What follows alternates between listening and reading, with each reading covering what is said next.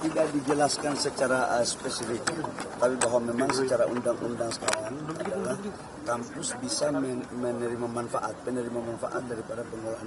Tapi tadi di dalam ada pembahasan itu. Permisi, Mas. Pak Pratik tadi di dalam rapat. Ya, ada banyak hal. Nanti Pak Mendikti akan Pak Mendikti akan menyampaikan ya beberapa hasan Presiden kepada para rektor.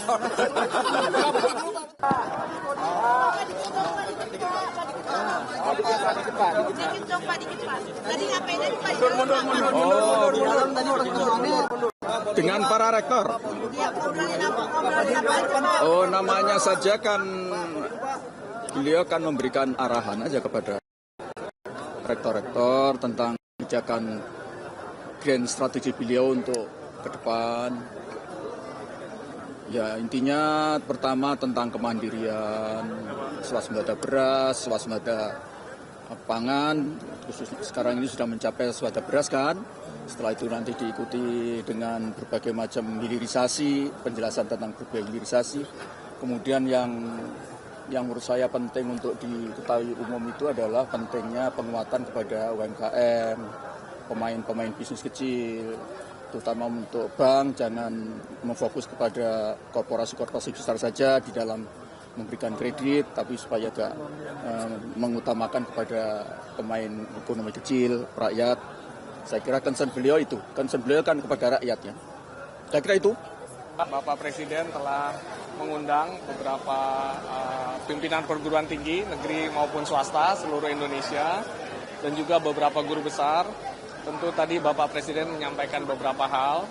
Yang pertama adalah bahwa Pak Presiden menyampaikan para pimpinan perguruan tinggi maupun para guru besar terutama ini adalah brains of our country. Jadi berkumpulnya orang-orang pintar yang seharusnya menjadi insan yang berguna bagi masyarakat, bangsa, dan negara. Jadi tadi Bapak Presiden menyampaikan, marilah kita refleksikan bersama.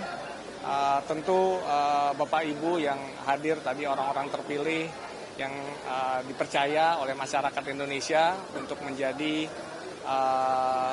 pengawal atau pemimpin akademik, pemimpin keilmuan, tetapi Pak Presiden mengajak bersama-sama, marilah kita juga merefleksikan diri apa yang sudah bisa kita berikan kepada masyarakat, kepada bangsa dan negara. Kemudian juga tadi Pak Presiden mengundang secara khusus dan ini adalah undangan yang ketiga kalinya dalam kurun waktu kurang dari 1 tahun yang menunjukkan perhatian yang cukup besar Bapak Presiden. Dan juga di lain sisi ini juga adalah suatu amanat yang besar, harapan yang besar dari bangsa, harapan besar dari Bapak Presiden, bagaimana para pimpinan perguruan tinggi, bagaimana perguruan tinggi itu bisa mengambil peran yang penting pada pembangunan di Indonesia. Tadi Bapak Presiden juga menyampaikan beberapa hal lainnya. Yang pertama adalah tentang kondisi dunia, begitu ya, kondisi geopolitik, bahwa saat ini terjadi pergeseran geopolitik yang cukup signifikan, sehingga setiap negara haruslah menjadi negara yang mampu mandiri, mampu survival, dan ini tentunya sektor penguasaan sains dan teknologi, para perguruan tinggi itu diharapkan menjadi lokomotif. Negara kita, negara Indonesia di tengah pusaran dunia yang sangat dinamis, di tengah kekayaan sumber daya alam kita yang melimpah, tentu selayaknya mempersiapkan diri dan sekali lagi perguruan tinggi dengan para guru besarnya diharapkan memberikan peran yang signifikan dengan mengetahui kondisi yang disampaikan Pak Presiden tadi. Bapak Presiden berharap perguruan tinggi benar-benar memainkan peran yang signifikan, mencetak SDM-SDM kita yang unggul, gitu ya. Tadi Pak Presiden juga menyampaikan beberapa hal terkait kekurangan atau hal-hal yang masih belum sempurna di negara kita, seperti korupsi yang masih cukup besar, under invoicing, dan lain-lainnya, kebocoran-kebocoran negara yang besar, yang tentunya ini adalah tantangan bahwa perguruan tinggi harus mampu mencetak SDM yang tidak hanya mumpuni secara kapasitas, kapabilitas, tetapi juga memiliki integritas yang tinggi, memiliki rasa nasionalisme yang tinggi, dan juga memiliki keberpihakan yang besar pada masyarakat dan bangsa Indonesia. Ini tadi juga Bapak Presiden menyampaikan, dan ini menjadi refleksi bersama kita perguruan tinggi seluruhnya, agar betul-betul kita bisa menginformasikan tantangan bangsa kita besar, potensi negara kita sebenarnya sangat besar, tetapi tantangan besar, dan ini sekali lagi membutuhkan penguasaan sains, penguasaan teknologi, lahirnya SDM unggul yang berintegritas, ini menjadi sangat dibutuhkan saat ini. Kemudian juga Bapak Ibu yang media, teman-teman media, saya juga bisa sampaikan selanjutnya juga Bapak Presiden meminta riset-riset dan inovasi untuk membangun industri dan mengangkat pendapatan negara.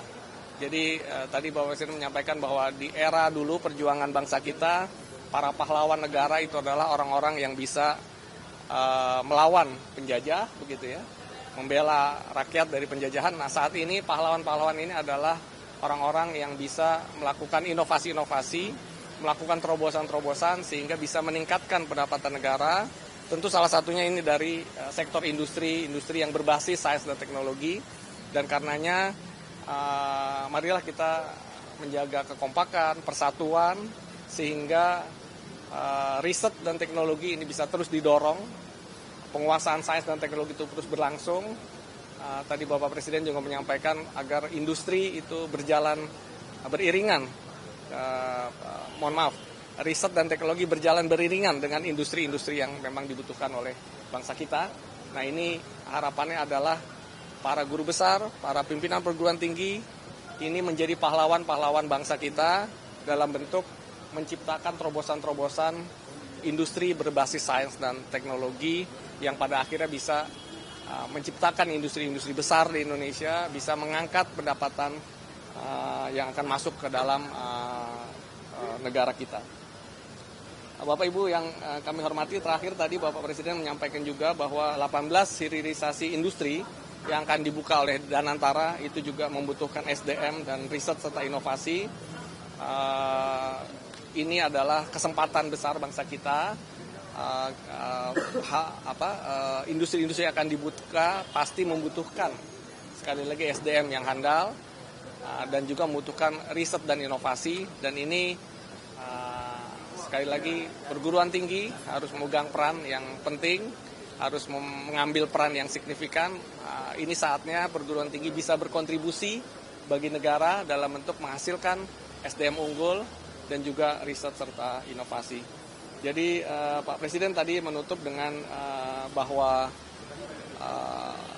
pimpinan perguruan tinggi, para guru besar ini adalah orang-orang elit yang ada di bangsa kita karena menguasai sains dan teknologi. Tidak banyak kesempatan yang bisa diterima oleh masyarakat Indonesia untuk menjadi kelompok yang menguasai sains di top seperti para guru besar. Karenanya manfaatkanlah kesempatan ini, amanah ini, bahwa kita semua, para pimpinan guru besar serta para pimpinan perguruan tinggi serta guru besar adalah orang-orang yang ditunggu perannya oleh rakyat, ditunggu perannya oleh seluruh masyarakat dan bangsa kita. Dan karenanya tadi kita juga berharap bagaimana nantinya seluruh perguruan tinggi itu bisa bersinergi untuk memberikan perubahan, dan juga diharapkan kelompok-kelompok yang elit ini, para guru besar, pimpinan perguruan tinggi, itu bisa memberikan kemajuan dan kesejahteraan masyarakat. Secara khusus tadi kami perlu sampaikan bahwa Bapak Presiden juga menambah alokasi dana untuk riset dan inovasi seluruh perguruan tinggi itu sampai 4 triliun. Jadi itu adalah satu bukti, satu gambaran betapa memang Bapak Presiden memberikan amanat yang besar kepada perguruan tinggi, kepada seluruh peneliti, seluruh guru besar, untuk memiliki kontribusi yang signifikan bagi kemajuan bangsa kita ke depan. Demikian yang dapat kami sampaikan. Terima kasih atas. Mohon maaf tadi karena terus terang waktu sangat terbatas. Tadi sudah masuk jam 12, kemudian terus sampai jam setengah 1, sehingga tidak ada secara khusus sesi diskusi. Namun tadi sambil berjalan, kami juga Bapak Presiden sambil meninggalkan tempat, tentu ada interaksi antara beberapa pimpinan perguruan tinggi dengan guru besar, dengan Bapak Presiden. Tetapi tadi di akhir Bapak Presiden juga menyampaikan dalam waktu yang tidak terlalu lama akan kembali mengundang untuk berdiskusi dengan para pimpinan perguruan tinggi setelah guru besar tadi. Jadi seperti itu. Meskipun tadi tidak ada secara langsung forum, tetapi dalam proses meninggalkan ruangan Bapak Presiden sempat melakukan diskusi kecil dengan beberapa peserta. Baik, ada lagi ya. Tadi tidak secara rinci, tentu nanti kami diminta untuk berkoordinasi dengan Kementerian Keuangan maupun Kementerian Sesnek, tetapi intinya Bapak Presiden meminta anggaran penelitian ditambah 4 triliun. Ya, seluruh perguruan tinggi negeri dan swasta.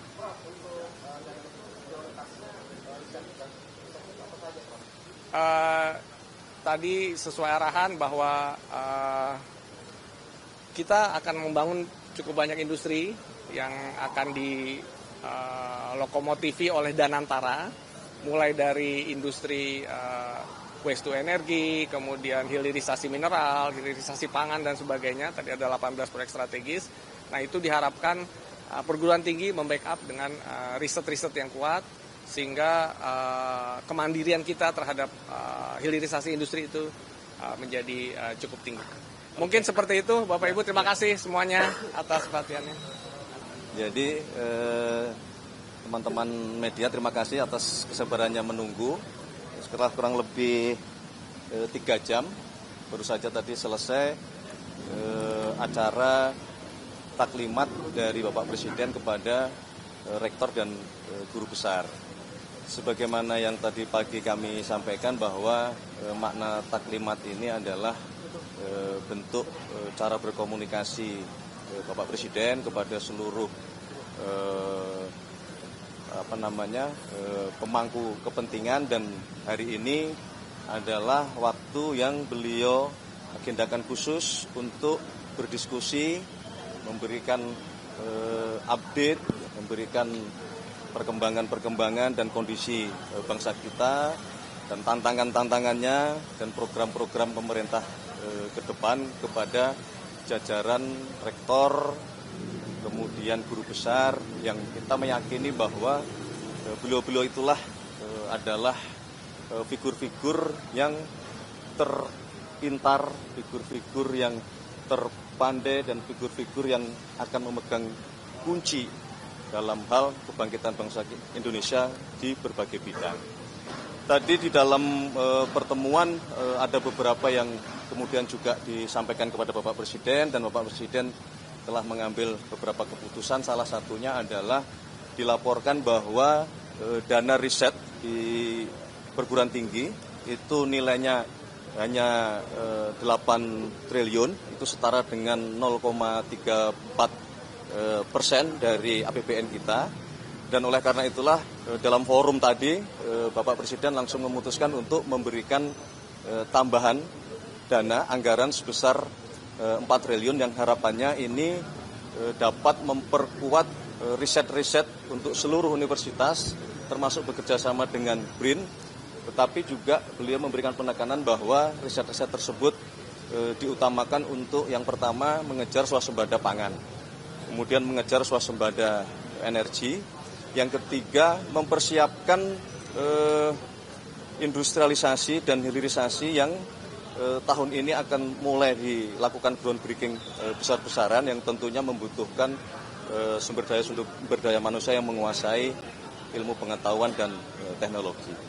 Saya kira itu yang dapat kami sampaikan, dan terakhir ada permohonan juga dari para rektor dan guru besar untuk forum-forum seperti ini lebih dirutinkan kembali.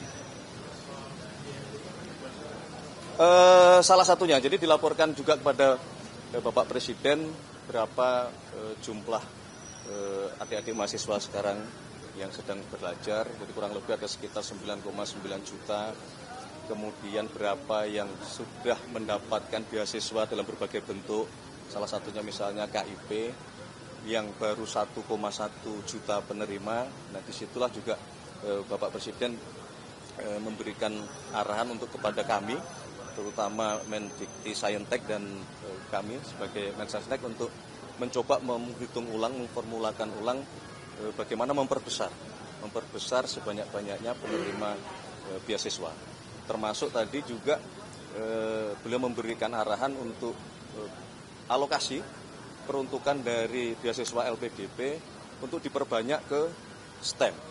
Ya, tadi beliau sempat menyampaikan berharap mencapai di atas 80%. Karena kita memang konsentrasi untuk mengejar ketertinggalan kita terlebih dahulu di dalam hal penguasaan ilmu pengetahuan dan teknologi.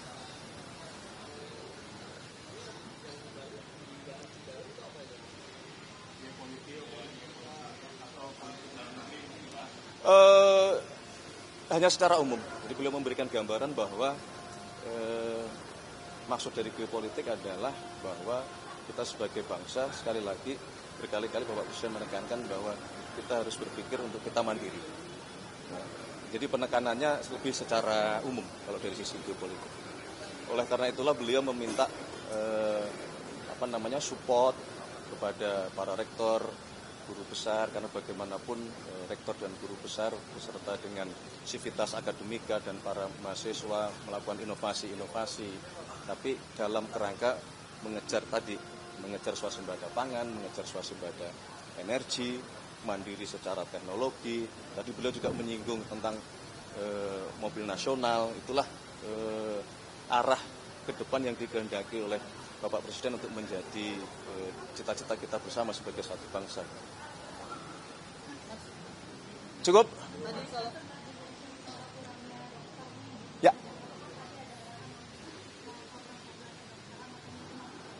Ya, jadi berkenaan dengan masalah bagaimana kita mengatasi kekurangan jumlah dokter, ada dua hal yang tadi juga di dalam forum taklimat juga disampaikan bahwa sudah ada beberapa kebijakan-kebijakan untuk program studi kedokteran untuk itu diperbesar dari sisi penerimaan jumlah mahasiswanya maupun yang menuju ke dokter spesialis. Yang kedua, memang mau tidak mau nampaknya kita harus memberanikan diri untuk mau tidak mau kita membuat fakultas baru untuk kedokteran umum, kemudian kita juga kekurangan dokter gigi, kita juga harus kuat dalam hal farmasi, kita juga harus kuat dalam teknologi kesehatan untuk mengoperasionalkan alat-alat kesehatan yang sekarang semua berbasis teknologi. Jadi dua hal itu untuk khusus untuk yang diskusi mengenai kekurangan kita dalam hal dokter dan kesehatan.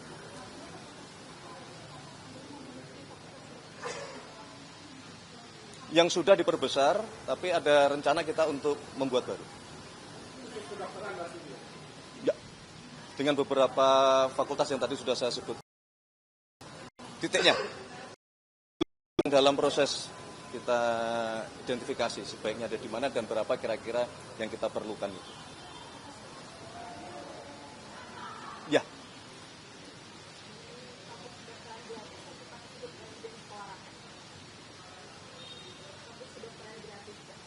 Ya itu tadi yang saya sampaikan itu.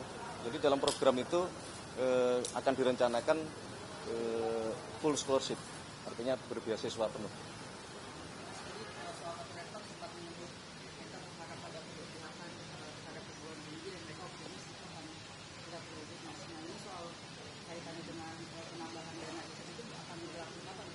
Tahun ini, jadi diminta untuk masuk di tahun anggaran 2026.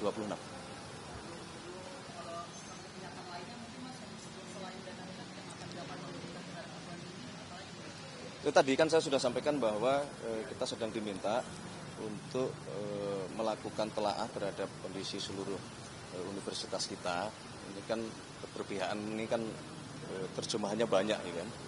Misalnya mengenai jumlah universitas kita, mengenai jenis atau jumlah program-program studi kita, mengenai kelanjutan dari hasil lulusan universitas-universitas kita, supaya ketika lulus ini sinkron dengan keterbukaan atau ketersediaan lapangan pekerjaan. Ini bagian yang tadi kami sampaikan bahwa ini kami sedang membentuk tim dengan dipimpin oleh Mendikti Saintek yang bekerja sama dengan beberapa kementerian yang lain, ada Menteri Tenaga Kerja, ada Menteri Perdagangan, ada Menteri Perindustrian, supaya semuanya menjadi satu kesatuan, sebuah grand design ekosistem yang memang berawal dari pendidikan, tetapi ujungnya setelah lulus kan tentunya harus bisa mengawaki beberapa program-program prioritas pemerintah dan terutama menggerakkan ekonomi kita.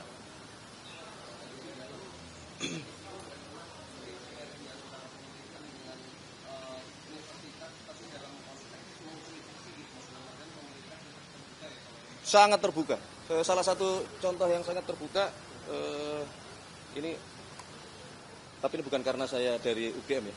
Jadi ini tadi Rektor UGM menyampaikan kepada kami dan beliau memang rutin mengirimkan semacam usulan dari Universitas Gadjah Mada untuk pemerintahan Presiden Prabowo Subianto, dan kami rutin menerima tidak hanya dari UGM.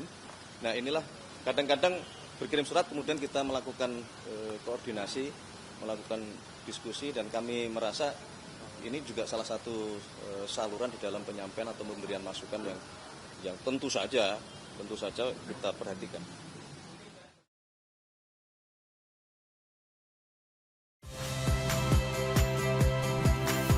Saya Radi Saputro.